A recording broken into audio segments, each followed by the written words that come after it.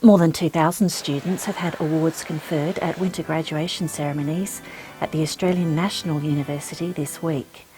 We spoke to two graduates about career paths they have taken after finishing their studies. My name's Kireli Hughes and I completed my undergraduate honours degree in Asian Studies here at the ANU in 2003, and I've just completed my PhD in Asian Studies in 2013. My name is Annabelle and I just graduated from the Master of International Affairs and the Master of Diplomacy. Most PhD students select a different university from their undergraduate university to complete their PhD studies, to give them more of a rounded education. I couldn't choose another university because when you've done your bachelor's degree at the best university for Asian Studies, you've got to come back for your PhD.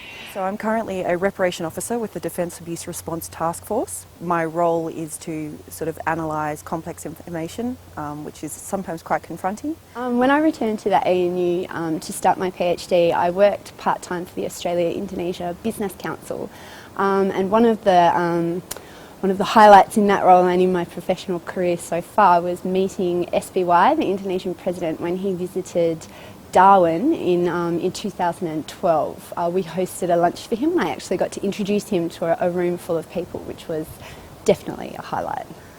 Well, I think the main thing to take away from it is that there are so many jobs available. I think, if you do dentistry, you come out a dentist. If you do medicine, you're a doctor. And you do the Master of Diplomacy, you don't come out a diplomat. But what you do come out is with this understanding that there is a huge array of job opportunities out there. When I began my studies at the ANU, I was in a program called the Distinguished Scholars Program, and one of the other Distinguished Scholars for Indonesian Studies was Jennifer Robinson, who's gone on to have a really fantastic and amazing career in human rights law and is based in London, has been working on the Julian Assange case. I've also studied with other students who've gone on to win Rhodes Scholarships and other prestigious international scholarships as well.